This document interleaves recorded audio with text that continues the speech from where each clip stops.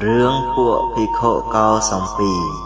ព្រះសាស្តាចារ្យទ្រង់ប្រារព្ធចំពោះពួកភិក្ខុកោសំពីពួកភិក្ខុកោសំពីទាំងនោះជាដំបូងគ្រាន់តែចោទគ្នាពីអាបាតិតូចតាចប៉ុណ្ណោះឯងតែដល់ក្រោយមកក៏កើតមានវិវាទឆ្លោះប្រកែកគ្នាទៅជារឿងធំដុំខ្លាំងឡើងទោះបីជាព្រះពុទ្ធជាម្ចាស់ទ្រង់ត្រាស់ហាម5យ៉ាងណាក៏ដោយក៏ភិក្ខុទាំងនោះមិនព្រមធ្វើតាមព្រះឱវាទរបស់ព្រះអង្គឡើយការបើយ៉ាងនេះហើយព្រះពុទ្ធជាម្ចាស់ទ្រង់ជ្រាបច្បាស់ក្នុងព្រះតីថាប្រកាសជាមិនបានប្រយោជន៍អ្វីឡើយទើបព្រះអង្គទ្រង់ស្ដេចយាងចេញឆ្ងាយពីពួកភិក្ខុកោសំពីទាំងនោះទៅគង់ចាំព្រះវស្សានៅក្នុងព្រៃរខិតវ័នតែមួយព្រះអង្គឯងគត់ចំណេរការក្រោយមកពួកពុទ្ធបរិស័ទបានថ្កល់ទោសពួកភិក្ខុទាំងនោះបានដឹងកំហុសរបស់ខ្លួនក៏បានចូលទៅរកព្រះអនន្តថេរ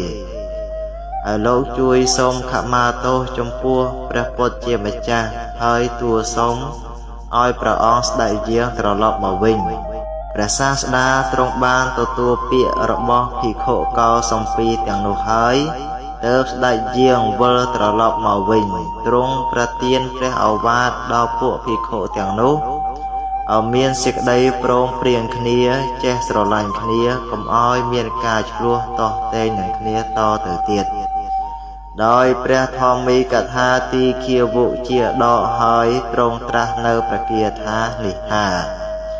បរេចនវិជានន្តិមយៈមេថយមាមសេយេចតថវិជានន្តិតតោសមតិមេថគាពួកជនទាំងឡាយដតីក្រៅអំពីបណ្ឌិតតែងមិនដឹងខ្លួនថាពួកយើងទាំងអស់គ្នានឹងវិនាសក្នុងកណ្ដាលជំនុំនៃពួកនេះដូច្នេះឡើយចំណែកឯជនទាំងឡាយណាក្នុងកណ្ដាលជំនុំនៃពួកនេះដឹងខ្លួនច្បាស់ថាពួកយើងទាំងអស់គ្នានឹងវិនាសក្នុងកណ្ដាលជំនុំនៃពួកនេះដូច្នេះការឆ្លោះប្រកែកគ្នាទាំងឡាយ